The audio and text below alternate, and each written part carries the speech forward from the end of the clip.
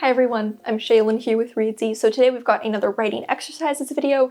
We're going to be running through some exercises to help you develop setting. Setting is, I think, an often overlooked element of writing because it's the backdrop, and it's often seen as, just a backdrop to the character and story. But setting is a really important aspect of a story. It has a huge impact on the mood. It can even impact the story and characters. In most cases, it does impact the story and characters. So it shouldn't be neglected. Even if it is technically a backdrop, it is still a really important aspect of a story. So today, let's run through 7 different exercises to help you develop your skills at writing setting.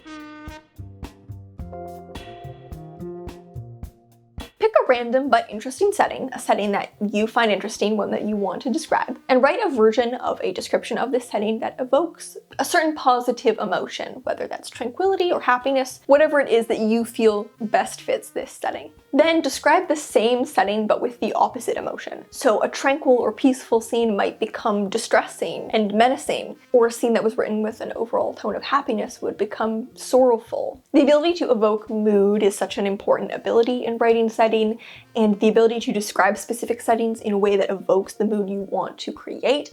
So this is a really interesting way of taking the same setting and describing it in 2 very different ways in order to create different moods. Exercise number 2, research. Get Google Maps to randomly select you a location, ideally a place you've never been. I mean, what would be the odds if Google Maps randomly dropped you somewhere that you've been before? But if that happens, pick somewhere else. Then dedicate half an hour to researching the setting in as much detail as possible. That's why you want to pick somewhere you've never been, because you don't want to be able to pull any information from memory. So do a deep dive research for about half an hour. Then write a description of the setting from all the research that you've gathered. Research can be such an important tool when writing setting, and so this is a great way to practice that on the small scale before applying that to maybe a larger version of setting research for your whole novel. Exercise number 3, the senses. We're often told to write setting from all 5 senses. This is a very common piece of writing advice, so this exercise helps you put it into practice. Try writing a description of a setting that goes through all 5 senses, or if you want a more challenging version, write a description of a setting that relies on every single sense except for sight. Sight is usually the sense that we rely on the most when describing setting,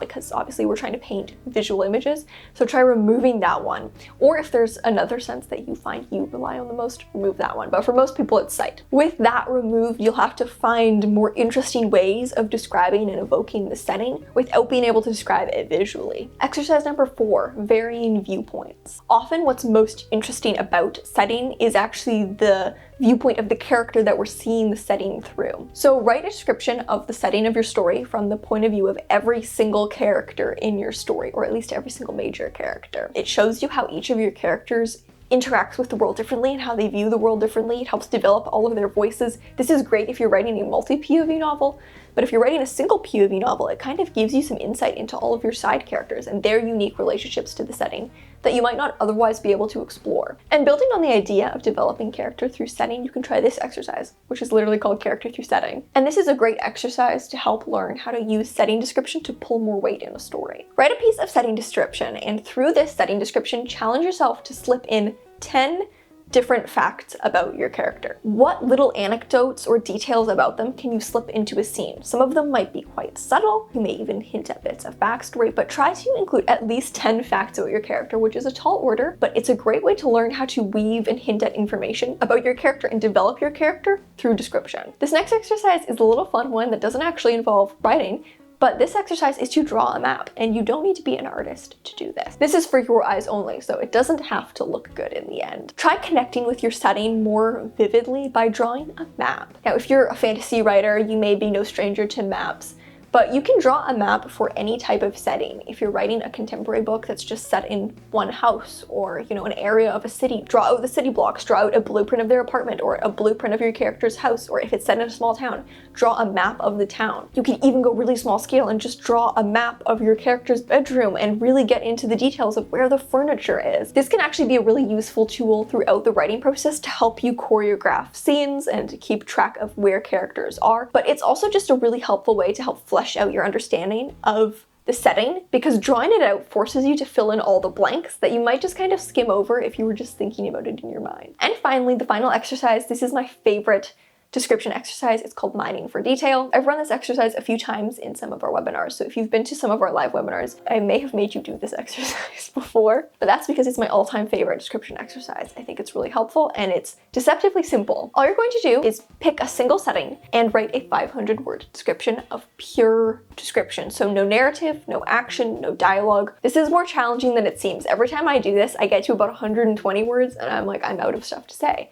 How am I supposed to get this to 500 words? 500 words of description is a lot more than you would expect, especially because we don't typically write 500 words of pure description. Usually we would use narrative and action throughout. And what this forces you to do is just find more minute details and pick out details that otherwise you wouldn't stop to look for in your setting because you aren't forcing yourself to view the setting in such a detailed way. Trust me, this exercise doesn't sound like a lot. It sounds really easy, but it really is quite challenging, and it is the exercise that has helped my description ability more than anything else. So thank you so much for watching. I'll leave a few more videos below on setting if this is something you want to learn more about. Thank you so much for watching. Remember to subscribe and turn on notifications so you don't miss any new videos from us. We've got new writing, editing, and publishing tips every Tuesday and Friday. Until next time, bye!